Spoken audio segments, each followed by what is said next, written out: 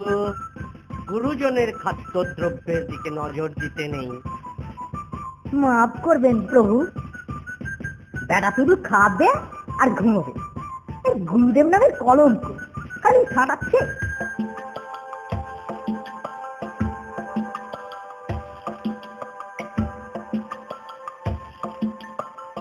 কিরে নন্টে, কদিন ধরে তোর যে পাত্তাই পাওয়া যাচ্ছে না। আর বলিস না মাইরি, কেন, কি হলো? আরে বাড়িতে এক গুরুদেব এসেছে, লাইট একেবারে হেল করে দিল। রোজ চব্বচচ্চ ছাটাচ্ছে আর আমাকে দিয়ে গাছ পাটে পাচ্ছে। বলিস কি রে?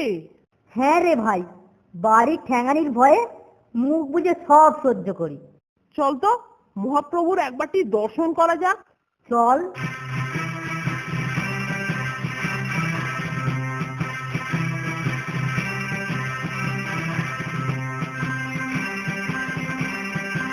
বৎস নন্টু, দেখ না, ভেবে যে একটা প্ল্যান বের করবো সেটা চান্সই পাচ্ছি না।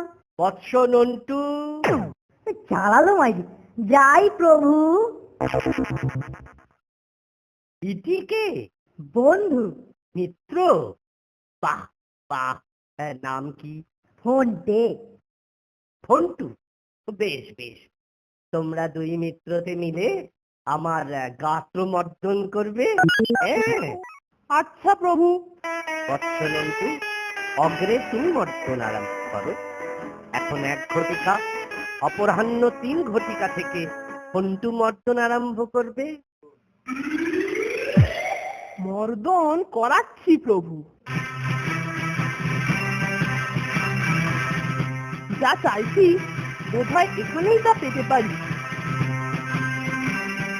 বৎস, এখন দক্ষিণ পদ অর্থাৎ ডান পা মর্দন করো, মানে মেসেজ করে দাও।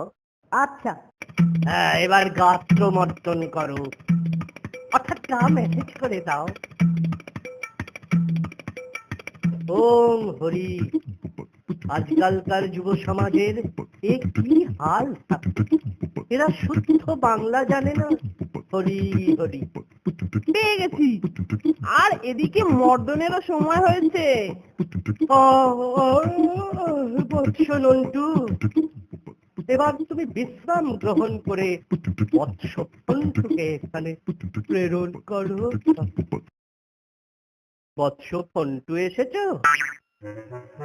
পুনরায় নিদ্রা কর্ষণ অনুভব করছি বৎস। তোমাকে আর গাত্রমর্দন করতে হবে না। হরিবৎস